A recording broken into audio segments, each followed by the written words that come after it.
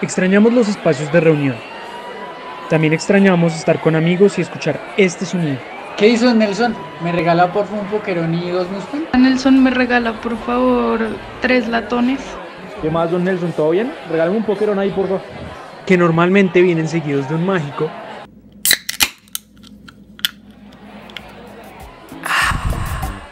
Hola, bienvenidos a un nuevo episodio de La Pola, un podcast organizado por La Úrsula, La unión de revistas de la Facultad de Ciencias Sociales de la Universidad de los Andes. En este podcast estaremos conversando sobre los problemas que nos preocupan como estudiantes universitarios, por las luchas que diariamente damos y que discutimos día tras día y noche tras noche con nuestros amigos, muchas veces en la pola o con pola en mano.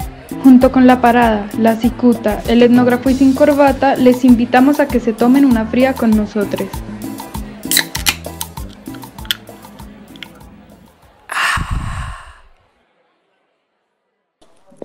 Bienvenidos a la Pola virtual, ya que no podemos ir a la Pola.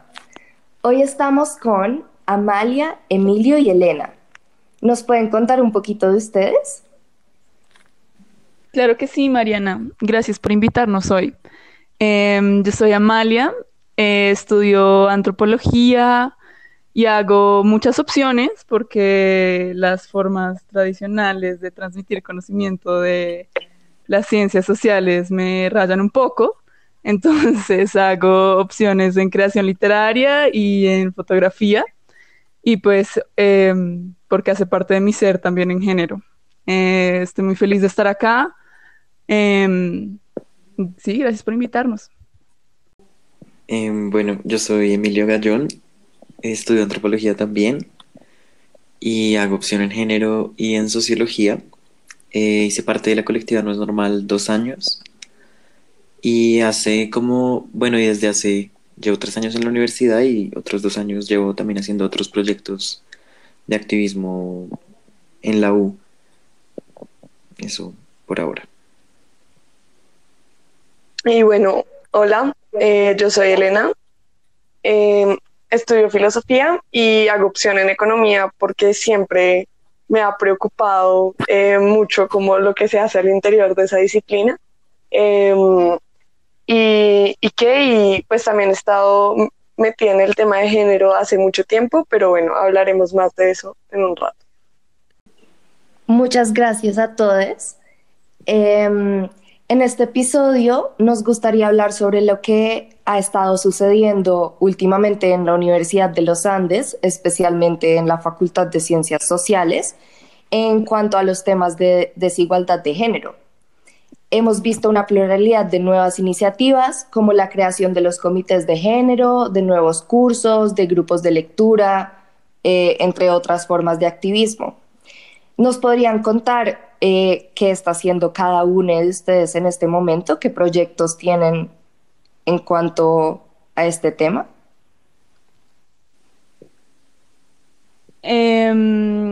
Sí, pues yo llevo ya 2 años trabajando en la colectiva feminista y estudiantil No es Normal, que no hace parte de la Facultad de Ciencias Sociales, pero sí digamos que su campo de acción conversa muchísimo con el quehacer de las ciencias sociales y hay muchas cosas que hacemos de la mano de profas y cosas por el estilo. Pero entonces yo hago parte de esta colectiva feminista, que es la colectiva feminista más antigua de la universidad y que lleva 6 años trabajando para visibilizar, desnaturalizar y desnormalizar todas las manifestaciones de exclusión, de discriminación, de violencia de género, de violencia sexual que se dan dentro y fuera del campus y como en los espacios universitarios. Pero también pues la apostamos como unas pedagogías distintas y todo el tiempo estamos preguntándonos como por la apertura de espacios de reflexión amplia en torno a temas de género. Y pues la relación entre la colectiva y la institución siempre ha sido muy tensionante, aunque hacemos parte del Comité MAD, que no creo que sea el espacio para hablar de eso, pero aunque hacemos parte del Comité MAD y tengamos, digamos, muchos puntos de encuentro con la institución, en últimas estamos como una forma de veeduría o de resistencia frente a las prácticas pues opresivas de esta. Entonces, pues la relación que hemos tenido con la institución ha sido muy difícil. Y en ese sentido, pues empezaron a surgir, que ya de pronto Elena y Emilio nos cuentan más, cómo empezaron a surgir una cantidad de cosas en ciencias sociales que le dieron un vuelco en cierta medida a la relación que se venía teniendo especialmente con la institucionalidad de las facultades y con la institucionalidad de lo que representa la decanatura, de lo que representan como ciertos profesores y unos puntos de conversación que nos estaban dando antes. Yo, para no extenderme, pues entonces estoy en No es Normal, hago parte del Comité de Género de Ciencias Sociales que se creó, del que nos contarán ahorita más adelante Emilio y Elena.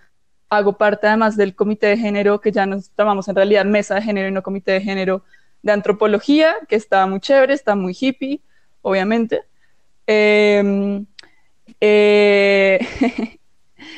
Y tengo muchos proyectos. Estamos haciendo un diccionario del que también les hablaremos más adelante sobre violencia de género.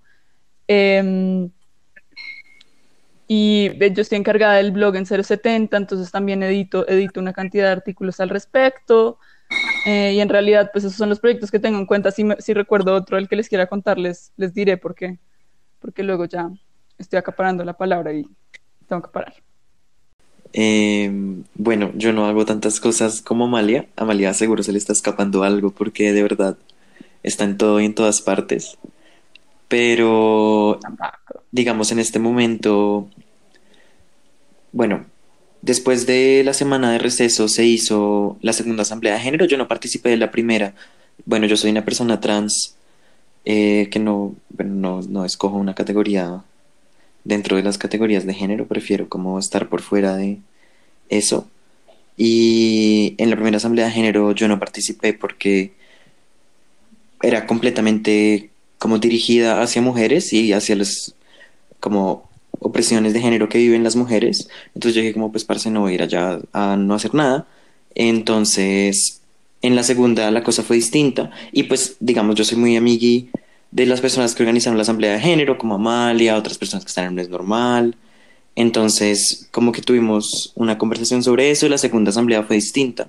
Y yo hice parte de esa asamblea y en esa asamblea y me uní al grupo que se estaba gestando de la del Comité de Género de Ciencias Sociales, que bueno, como de las estudiantes que están pensando en género en ciencias sociales, que tenemos un grupo de WhatsApp y nos llamamos Fascismo Antipatriarcal. Y entonces me metí ahí a Fascismo Antipatriarcal y en la asamblea de género Mauricio Nieto, el decano, nos dijo cómo volvamos esto un plan de trabajo y hagámoslo, como los puntos que estaban surgiendo en la conversación de lo que hace falta, que fue lo que se recogió en la asamblea. Y entonces hago parte de eso. En ese momento, pues de pronto Elena puede contarles más para que vayamos contando la historia de a pocos, pero en este momento estamos teniendo reuniones no solo con el decano, sino con personal administrativo y profesores de la Facultad de Ciencias Sociales, y entonces hago parte de eso y hago parte del comité de la mesa de género de antropología como Amalia. Creo que eso es todo. Ay, no. Dentro de, bueno, una de las cosas que pasó en las exigencias fue que los estudiantes le pedimos a la facultad que debía haber un curso obligatorio de género que al menos le diera lo básico a los estudiantes y ojalá temprano en las carreras. Y así se pensó hacer un curso intersemestral que lleva ya un mes, un poco más, un poco menos, y Amalia y yo somos profesores de ese curso. Eso se te olvidó, Ama. Y esas son las cosas en las que estamos. Sí, tal vez antesitos de que Elena, perdón, se ponga a contar en lo que ella está, yo quería agregar a lo del curso que es algo que considero que es muy importante, y es que ahí cambió por completo como la aproximación que se estaba teniendo, pues yo creo, al conocimiento, y aquí podemos empezar a ver cómo se cruza el feminismo y las ciencias sociales, pero cambió un poco la aproximación que se estaba teniendo a quién podía dictar una clase y desde qué lugares, ¿no? porque nosotros, o sea, nos propusieron hacer parte del, del equipo de profesores del curso, porque llevábamos años pues ya trabajando en activismo en la universidad y eso nos daba pues un conocimiento distinto al que los profesores tienen y nos permitía acercarnos a los temas del curso desde unos puntos distintos, casi privilegiados, que normalmente son subvalorados en cuanto somos estudiantes, porque en cuanto somos estudiantes de pregrado no conocemos lo suficiente, no tenemos doctorado, no tenemos maestría, bla, bla, bla, bla, bla, bla, y aquí estamos diciendo, ok, el conocimiento no solo viene de las tesis, y no solo viene de la academia, sino que también viene de las experiencias no solo individuales, sino colectivas, de reivindicación pues estudiantil y de encuentro y de choques y de pues vainas pues también muy fuertes, porque no todo fluye, pues de estas formas de activismo también viene conocimiento, y ese reconocimiento yo creo que es fundamental, y de ahí nace pues mucho de lo que estamos haciendo ahora. Bueno, pues ya Emilio y Amalia han contado como muchas de las cosas en las que estoy, pero bueno, pues voy a contar un poco como desde mi perspectiva. Yo pues entré a No es Normal hace como 2 años, bueno, sí, como 1 año y medio, 2 años, y pues llevo trabajando en este colectivo como durante este tiempo, y ha sido pues muy chévere, de verdad es un equipo muy áspero, quería decirlo antes que nada. Y bueno, como que me empezó a surgir la inquietud, y fue una inquietud como que se empezó a compartir cada vez más, como sobre todo entre mis amigas cercanas, de que en filosofía el tema de género se dejaba bastante de lado. Digamos, yo trabajaba en No es Normal, y entonces mi vida, digamos que tenía como una ruptura entre filosofía y género, como que eran 2 áreas separadas de mi vida. Y me costaba mucho también como denunciarme como feminista dentro de mi carrera, porque me hacía sentir como en riesgo de ser tomada menos en serio. Y bueno, entonces esa inquietud se empezó a compartir como entre mis amigas sobre todo, y empezamos como a buscar espacios y vínculos que nos pudieran como ayudar a juntar estos 2 temas. Y justo como que por esa época llegó una profesora muy áspera que quiero mencionar, que se llama Alison Wolf, y nos dio una clase de feminismo, y era la primera vez que yo tenía una clase de feminismos en los Andes, o de género en los Andes, porque pues yo solo había aprendido el tema como en un intercambio, y además era la primera vez como que la profesora que daba una clase sí era filósofa. Entonces como que en ese espacio, en esa clase, se empezó a hablar muchísimo del tema de filosofía y género, además porque una profesora que también ha sido muy importante para mi carrera, que se llama Catalina González, asistió a esa clase y empezó a compartir sus inquietudes al respecto de pues como su vivencia femenina en filosofía. Entonces bueno, el caso es que ahí poco a poco decidimos planear como reuniones en las cuales nos reuniéramos como las mujeres de filosofía a discutir sobre nuestra experiencia personal, y encontramos pues puntos de encuentro en que había sido como bastante difícil, porque la filosofía es una carrera extremadamente masculina y patriarcal.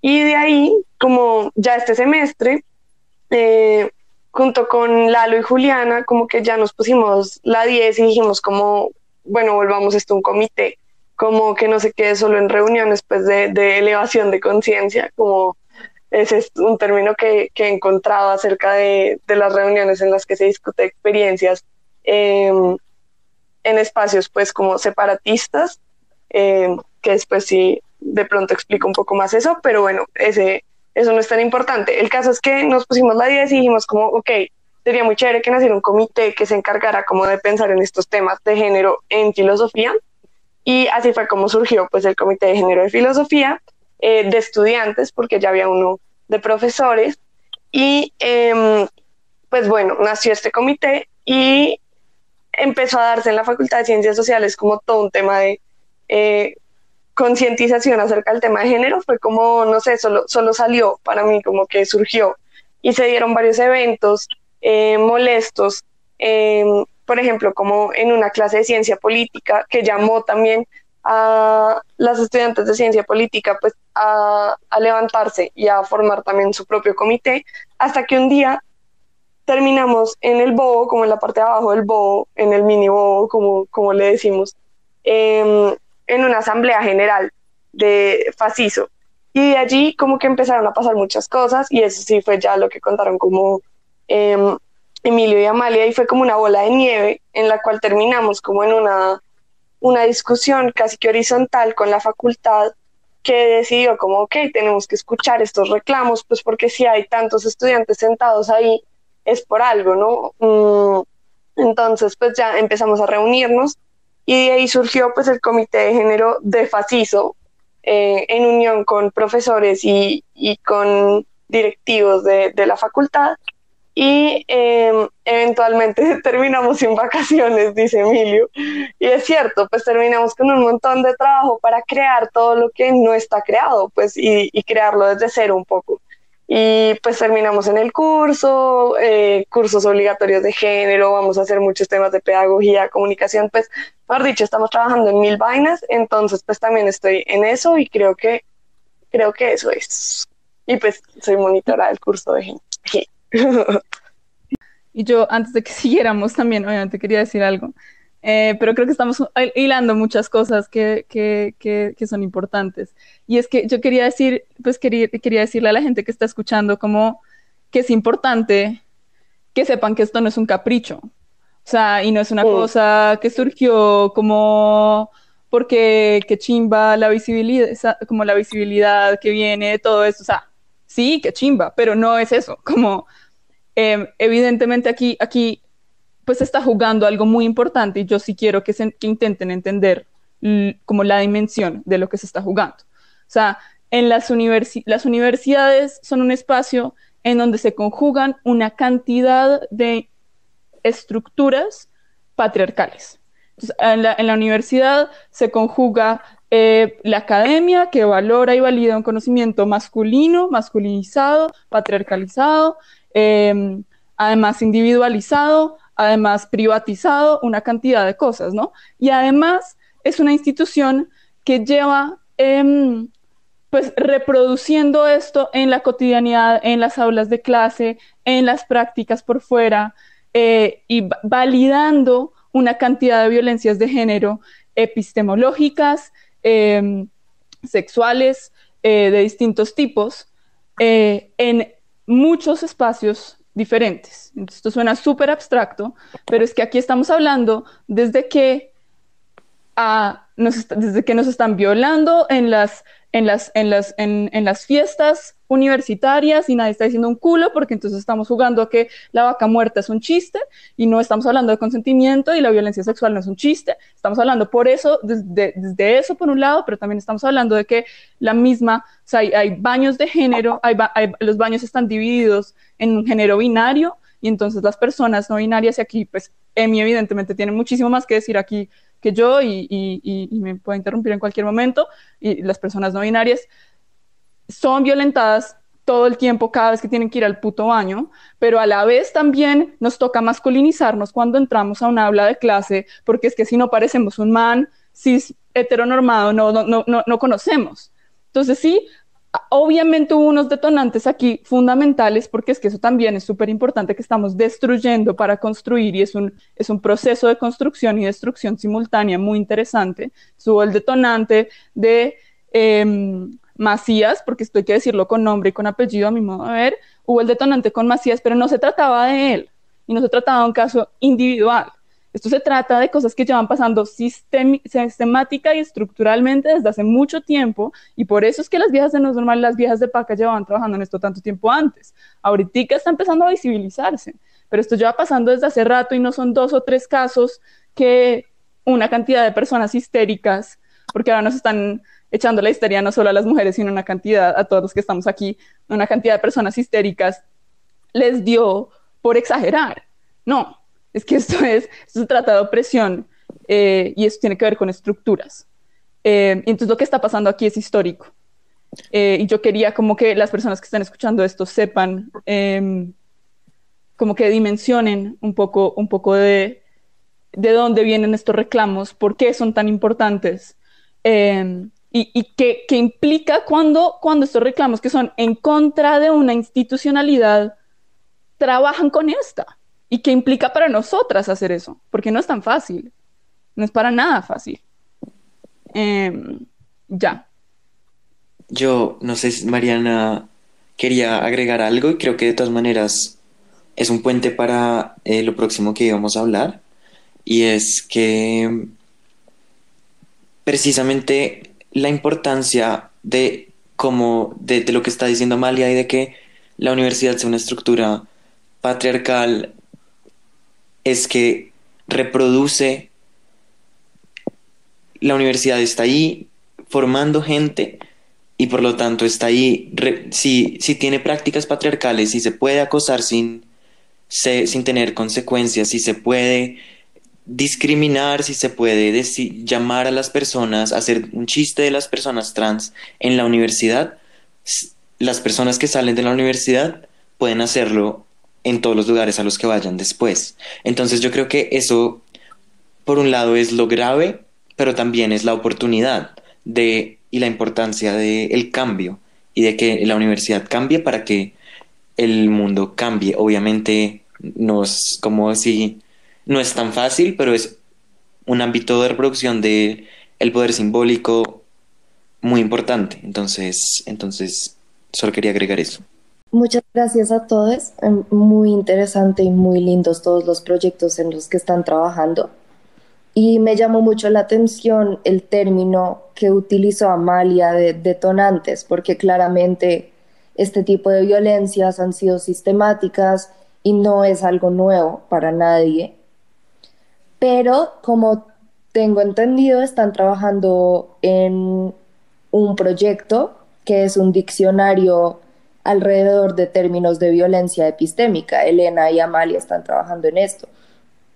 Y fueron justamente todos estos eventos que detonaron la necesidad de un nuevo vocabulario y de nuevos conceptos.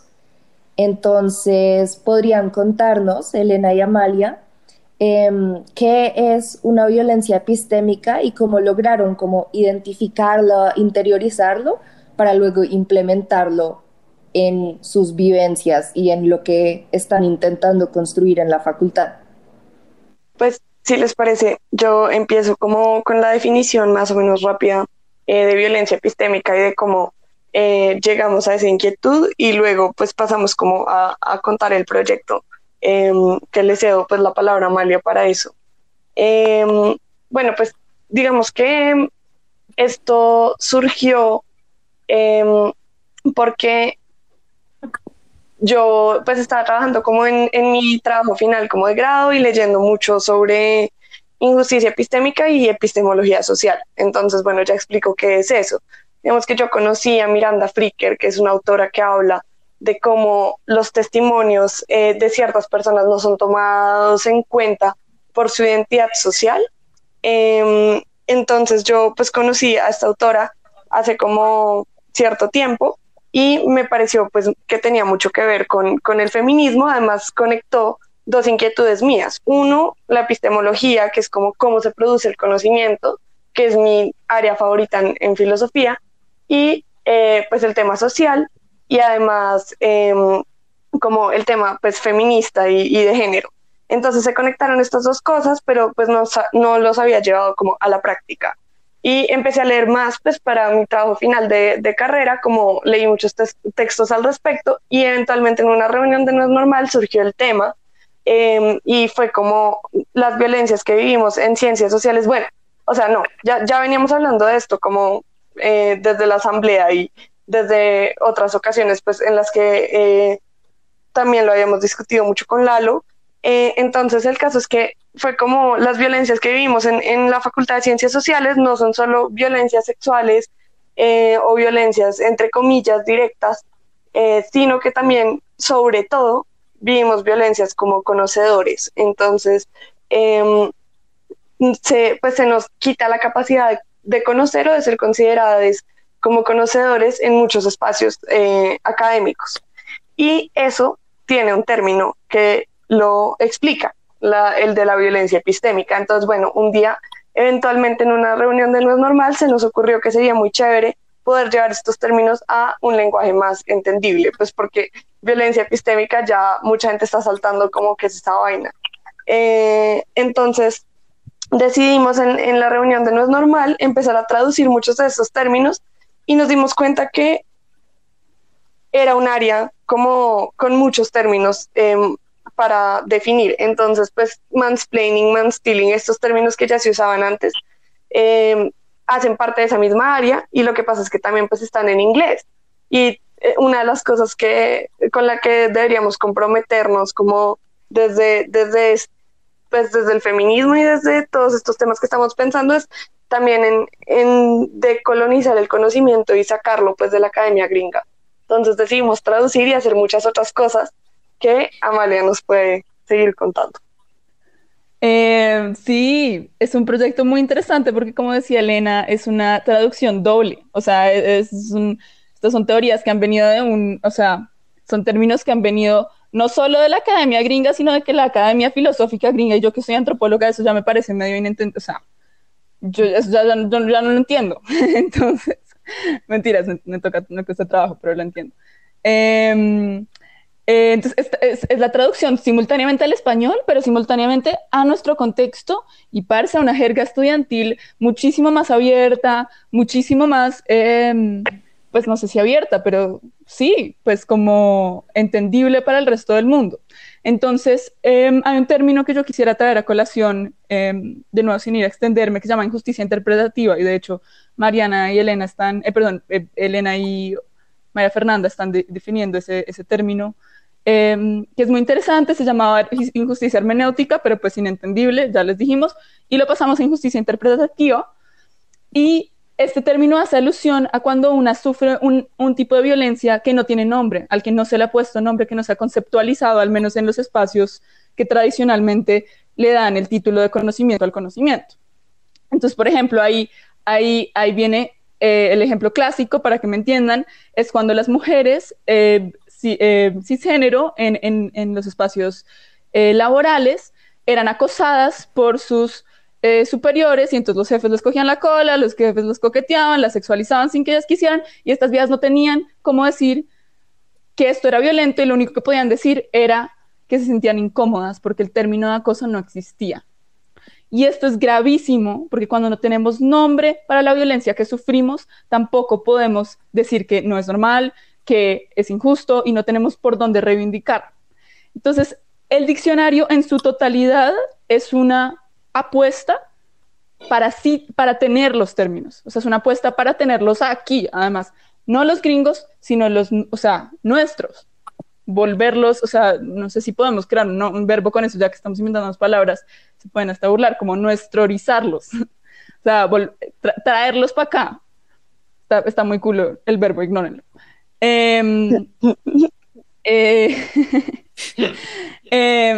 Pero entonces, lo chévere del proyecto es que nos está dando, entonces, bueno, lo que terminó volviéndose el proyecto, que ahora está inmenso, y esperamos sacar una publicación en la segunda mitad del año, imprimirlo y vendérselo si lo quieren comprar, o regalarlo, pero pues vamos a necesitar plata. Bueno,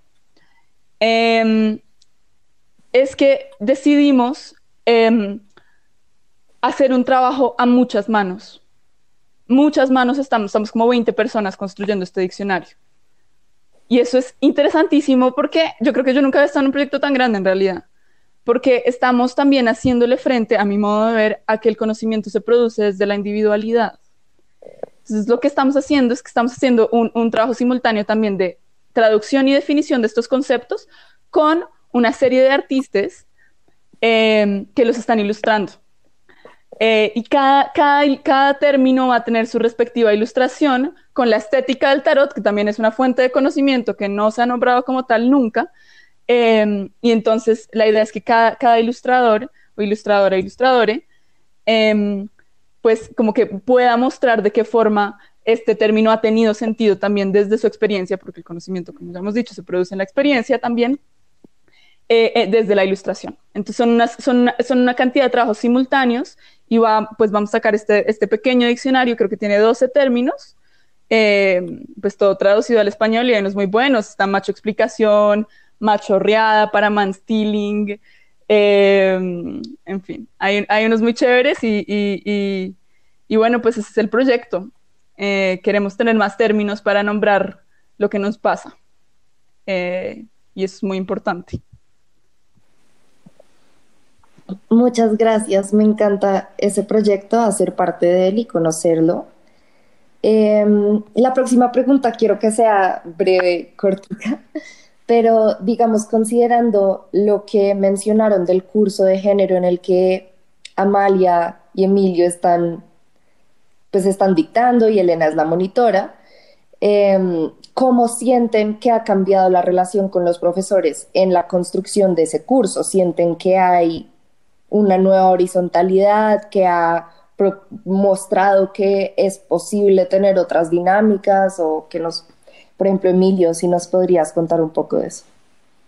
Sí, y yo diría no solo el curso, sino también en las reuniones que tenemos con profesores administrativos en la facultad, han cambiado como que voy a hablar de las reuniones y también del curso lo más breve que pueda, pero en las reuniones como que hay muchas personas que conocen de ciertas cosas, hay personas que tienen experiencia en política pública, personas que tienen experiencia como en institucionalidad, que tienen contactos en cierta parte, en otra, y nosotros tenemos experiencia en ser estudiantes, que es muy válido y los profes muchas veces quieren saber de eso, pero también tenemos experiencia en acompañar personas que han pasado por situaciones de acoso o de violencia sexual en la U, con personas de la U. Entonces,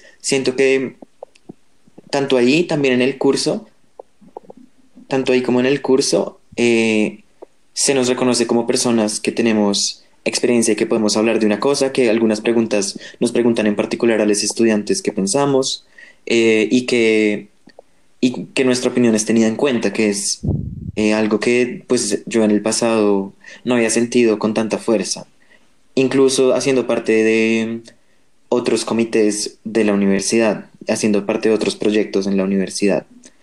Y en el curso lo mismo, y sí, creo que de verdad en el curso lo mismo, y también pues es muy gratificante el reconocimiento de nuestra experiencia y de nuestra participación ahí, como que lo que hemos hecho durante 3 años, que es trabajo, que ojalá, no es normal al principio tenía sueldo, ojalá algún día pueda volver a tener, porque todo lo que se hace en las colectivas es trabajo, es difícil, y que sea reconocido y que podamos hablar de eso con más estudiantes también es muy chévere, porque la plataforma a la que accedemos normalmente es gente interesada en estos temas, no necesariamente gente que necesita los créditos, pero no ha pensado en estos temas. Entonces, pues ha cambiado, a mí me parece que ha cambiado muchísimo y espero que siga cambiando para otros estudiantes y para pues lo que viene. Gracias. Y retomando la idea que él hace un rato al hacer la introducción sobre sus proyectos, fue la forma en que la filosofía se ha concebido de una forma muy masculinizada epistemológicamente, casi como el padre de todas las ciencias, y eso ha llevado, pues no, sí, y eso se ha entendido también en un contexto donde otras disciplinas dentro de ciencias sociales como la antropología se han feminizado también por su objeto de estudio, por sus métodos. Digamos, cómo sienten que se podría exceder esa binariedad y a qué están apostando en las ciencias sociales, qué nuevas formas de comprenderlas hay. Voy a decir algo rápido y es como que, pues digamos, haber conocido justamente como a Amalia, Lalo, a Emilio, como no es normal, pues también ha sido un choque, pues porque es como, wow, la antropología, como es un mundo muy distinto al de la filosofía, o sea, hay personas como Lalo que hacen doble, que lo podrían narrar aún con más precisión, pero bueno, el caso es que mi camino en la filosofía ha sido, sí, este que conté, como de una masculinización y como de un mundo muy masculino y muy, sí, como de una disciplina que se concentra en, pues mi carrera fue en la época en la que el pensum no había cambiado y era básicamente, pues mi carrera eran 6 o 7 autores, hombres, que se pensaban como estas personas construyeron la filosofía, en la historia de la filosofía. Y es como, bueno, yo todo el tiempo me comparaba con ellos entonces, pues porque era como construir la historia de la filosofía significa ser Kant o significa ser Descartes. Y yo era como, pues a mí me dio muy duro al comienzo porque yo quería ser un hombre, o sea, yo era como, necesito ser como Kant o Descartes, pero en esos términos de masculinidad además, que es como una masculinidad europea, racional, etcétera.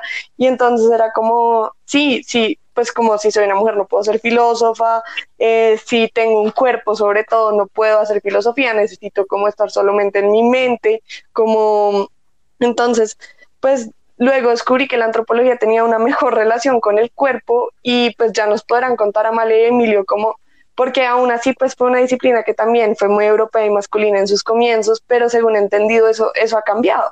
Y yo creo que la filosofía también puede hacer lo mismo y esa es nuestra apuesta desde el Comité de Género y sería muy chévere pues también que estén pendientes, como pronto tendremos redes, blog, como espacios donde narrar nuestras experiencias y pues como ojalá que la filosofía pueda avanzar en ese camino que la antropología ya hizo. Qué chimba, yo no cantaría victoria tan fácilmente sobre la antropología. Eh, sí, no cantaría victoria tan fácilmente sobre la antropología. Lo que pasa es que la antropología se chocó muy fuertemente en la segunda mitad del siglo XX consigo misma, porque, y bueno, aquí no dan una clase y voy en serio a intentar ser breve, porque estuvo muy metida, y yo ahí sí me atrevería a decir de pronto más explícitamente que el resto de las ciencias sociales, en procesos de colonización muy paila. En resumidas cuentas, así. Y se volvió una herramienta, en realidad, del imperialismo, del colonialismo e incluso de la colonialidad. Entonces, se chocó muy fuerte porque estos otros de los que la antropología estaba hablando, pues en realidad no se estaban viendo beneficiados en ninguna medida por su quehacer. Se les estaba borrando la posibilidad de autorrepresentarse, de autonombrarse y una cantidad de cosas, y nos chocamos como disciplina de una manera muy fuerte con nosotros mismas, con nosotros mismos. Pero la antropología, digamos que siempre ha reivindicado el conocimiento desde la experiencia, y yo creo que eso sí es distinto. La antropología siempre ha reivindicado el conocimiento desde lo micro, desde los espacios menos visibles del mundo, desde, por ejemplo, los espacios de construcción de mundo que se dan en el hogar, en los espacios tradicionalmente feminizados, en los espacios de chisme, en los espacios, todos estos espacios que no se consideran como sitio de interés de conocimiento desde las ciencias sociales. Entonces, como que yo siento a veces que las demás disciplinas de las ciencias sociales como que van votando, como desechando, y la antropología diciendo, venga, esto sí es interesante y lo cogemos para nosotros, y nosotros como que sí miramos y ya. Pero entonces, bueno, en fin, la antropología no es que lo haya logrado, pero yo creo que sí nos chocamos muy fuertemente hace un rato con todo esto, y le estamos apostando desde el Comité de Género a la interdisciplinariedad,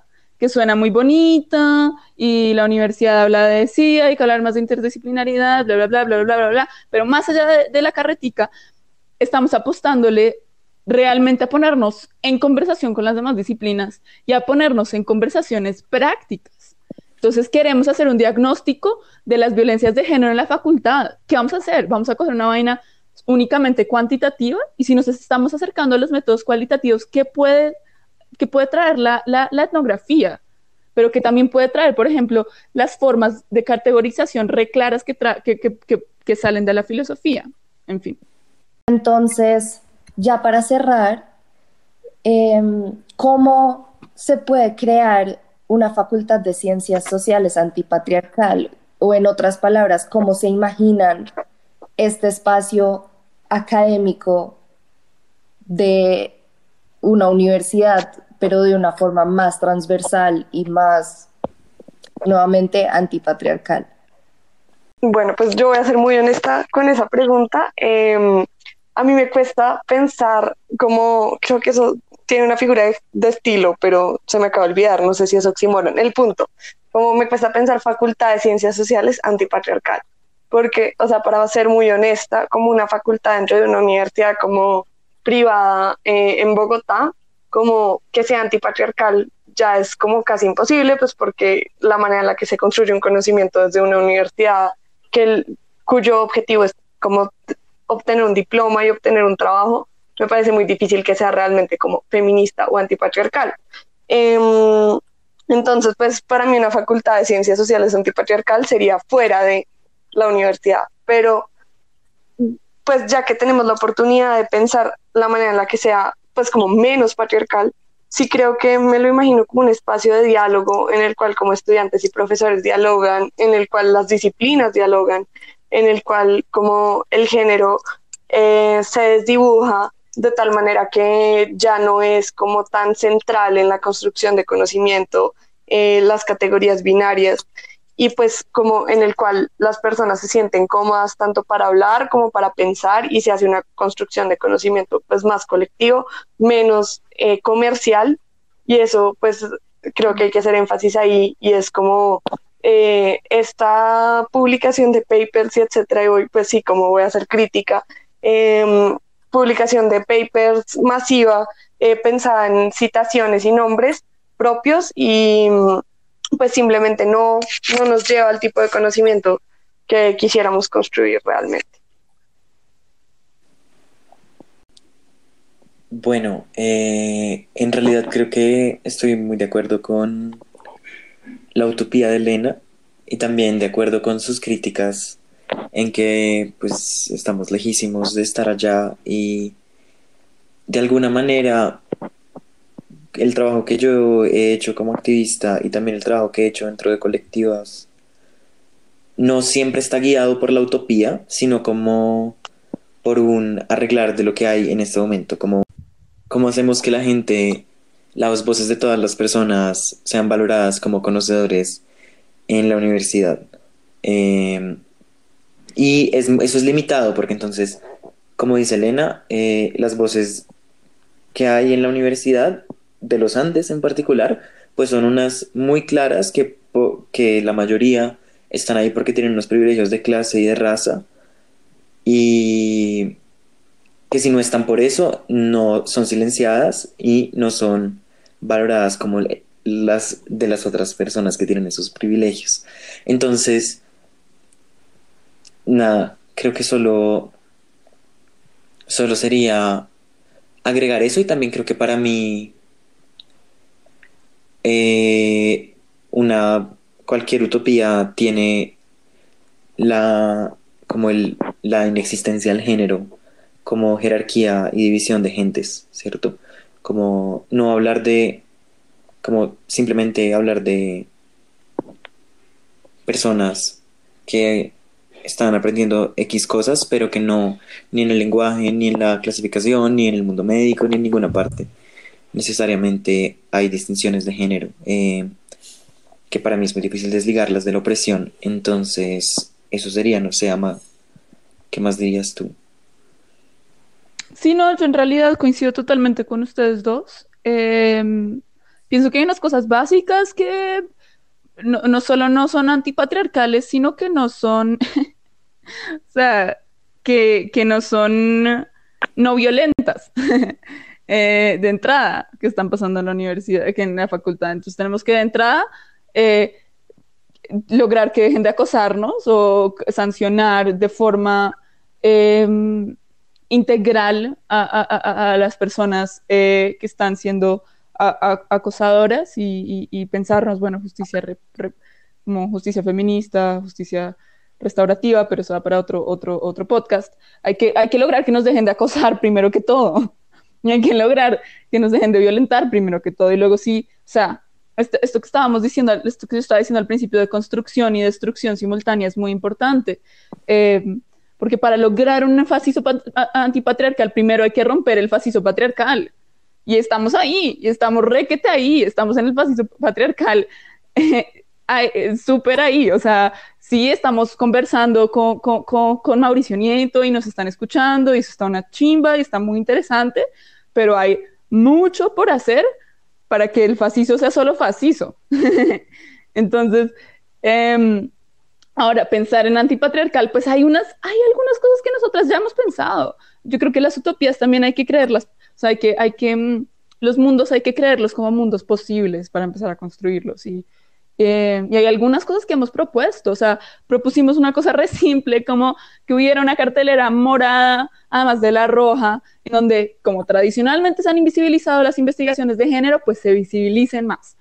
Que nos den una pared para pintarla y rayarla, porque estamos mamadas de que nos digan que las paredes tienen que ser totalmente, y eso también es patriarcal, porque estamos mamadas de que las paredes tengan que ser blancas para ser respetadas e intocables y no sé qué vainas, y que nuestras manos puedan ser vistas en el espacio que habitamos, y que nuestros mensajes de reivindicación y que nuestros mensajes de lucha hagan parte también del espacio que habitamos.